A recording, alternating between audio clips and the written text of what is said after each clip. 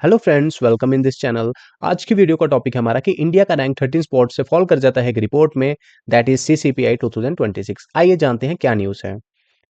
India का rank 13 spot से fall कर जाता है और लेटेस्ट रैंक है इंडिया का 23rd climate change performance index 2026 में, जिसको पब्लिश किया है जर्मन वॉच थिंक टैंक ने ऑन द साइडलाइंस ऑफ जो अभी करंटली यूएन क्लाइमेट कॉन्फ्रेंस चल रही है बेलेम ब्राजील में।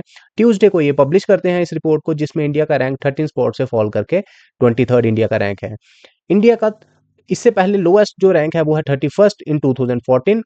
और इंडिया 2019 से 2024 तक 6 ईयर तक कॉन्जिक्यूटिवली टॉप 10 में था। 2025 में इंडिया का रैंक था 10th। अब 2026 में इंडिया का रैंक है 23rd। जो टॉप 3 कंट्रीज हैं ये वेरी हाई परफॉर्मर है, तो ऐसी कोई कंट्री एग्जिस्ट नहीं करती है इनके अकॉर्डिंग। कोई भी कंट्री फुली इनके पैरामीटर को फुलफिल नहीं कर पा रही है। बाकी हाई परफॉर्मर में सबसे हाईएस्ट स्कोर किया है डेनमार्क ने, उसका स्कोर है 80.52। Then United Kingdom 70.80 and India का है 23rd रैंक, इंडिया का स्कोर है 61.31।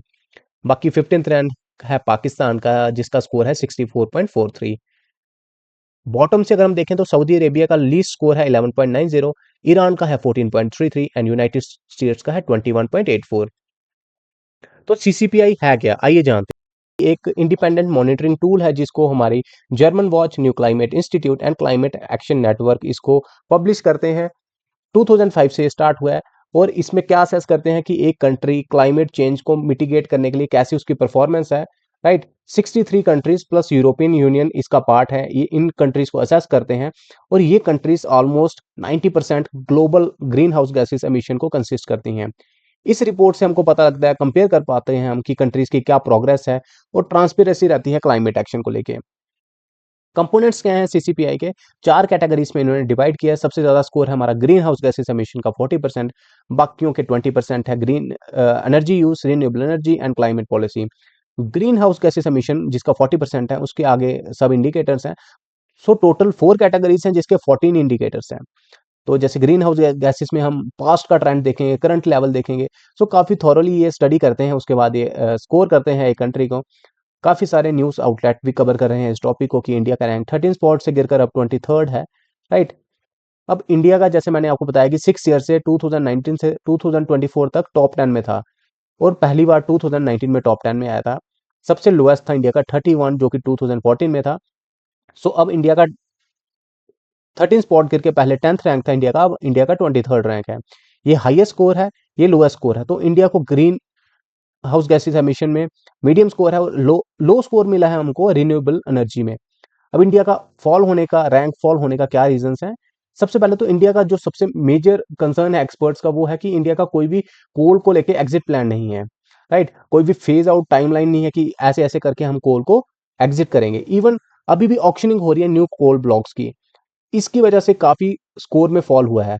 दूसरा रीजन है कि फॉसिल फ्यूल का एक्सपेंशन हो रहा है। हम काफी इन्वेस्ट कर रहे हैं कोल को लेके, ऑयल को लेके, गैस इंफ्रास्ट्रक्चर को लेके।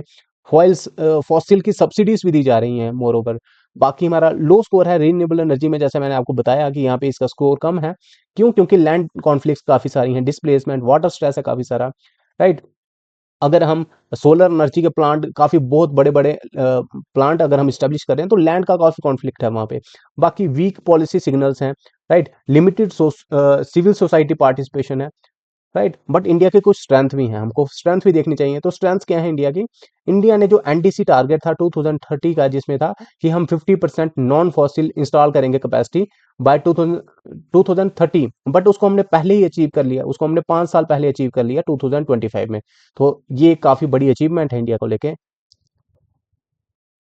Next is green finance progress है, काफी सारी आप देखोगे सोलर रूफटॉप की स्कीम्स हैं।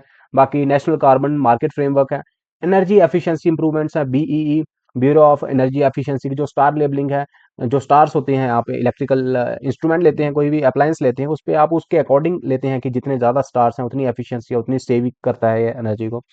बाकी सोलर ग्रोथ है काफी, इंडिया का 20.8 गीगावाट की एज ऑफ सितंबर 2025 में इंस्टॉल हो चुका है। राइट, अब जो इश्यूज हाईलाइट किए एक्सपर्ट्स ने, सबसे पहले तो इंडिया का जो नेट जीरो टारगेट है 2070 का, वो अलाइन नहीं है 1.5 डिग्री सेल्सियस पाथवे के।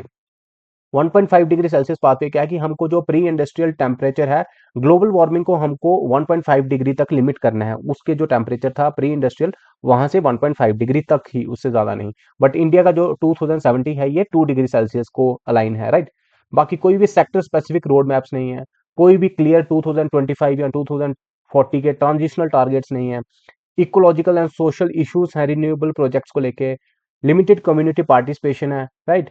Small and inconsistent carbon pricing signals हैं। इंडिया को इंप्रूव क्या करना है? सबसे पहले तो इंडिया को कोल एग्जिट टाइमलाइन बनानी चाहिए। बाकी न्यू जो प्लांट्स हैं कोल के, उनकी अप्रूवल बंद करना चाहिए। बाकी स्टेट वाइज क्लाइमेट अकाउंटेबिलिटी होनी चाहिए, जो स्टेट को लेके एक अकाउंटेबिलिटी होनी चाहिए। जैसे कि हिमालयन स्टेट्स हैं, उनकी पॉलिसीज कुछ एक्स्ट्रा होनी चाहिए क्योंकि वो इकोलॉजिकल सेंसिटिव एरियाज हैं, राइट। बाकी स्ट्रेंथन कार्बन मार्केट प्राइसिंग करनी चाहिए, रिन्यूएबल एनर्जी डेवलपमेंट करनी चाहिए, मोर इनको स्कीम्स लानी चाहिए, सोलर रूफटॉप की और सब्सिडीज देनी चाहिए, राइट। बाकी इंटरिम टारगेट्स रखने चाहिए कि 2030 तक हम ये अचीव करेंगे, 35 तक, 40 तक, राइट। बाकी यही कि rooftop biomass, right, biogas plant जो गांव में, रूरल एरियाज में, इसको भी प्रमोट करना चाहिए इंडिया को, गवर्नमेंट को। अब इस वीडियो की रेलिवेंसी क्या है? अगर वैसे तो आप एक अवेयर सिटीजन हो तो आपके लिए बहुत जरूरी है वीडियो। अगर आप किसी कम्पिटेटिव एग्जाम की तैयारी कर रहे हैं तो भी इंपॉर्टेंट है, बट अगर आप यूपीएससी या स्टेट पीएससी कर रहे हो, उसके जीएस पेपर 2 में इसकी रेलिवेंसी है, जीएस पेपर 3 में है। प्रीलिम्स में क्वेश्चन आ सकते हैं सीसीपीआई के पब्लिशर्स पे, इंडिकेटर्स पे, इंडिया के रैंक को लेके। बाकी ऐसे में सस्टेनेबल डेवलपमेंट को लेके आप इस सीसीपीआई की रिपोर्ट को शूट करके एग्जांपल्स दे सकते हो। बाकी हमें एग्जाम को लेके क्या याद रखना चाहिए कि सीसीपीआई 2026 में इंडिया का रैंक 23rd है, 13 प्लेस से फॉल हुआ है, स्कोर है इंडिया का 61.31। रीजन है डिक्लाइन का कि कोई भी कोल का एग्जिट प्लान नहीं है, फॉसिल की एक्सपेंशन है, रिन्यूएबल लैंड के कॉन्फ्लिक्ट्स हैं। टॉप 3 जो रैंक्स हैं वो वेकेंट हैं। रिलीज किया था इसको जर्मन वॉच ने। बाकी NCI, new climate institute and CN that is climate action network, ये तीनों मिलकर इसको पब्लिश करते हैं। कौन से इवेंट में किया था? COP30 बेलम ब्राजील में। So thanks for watching this video, have a good day.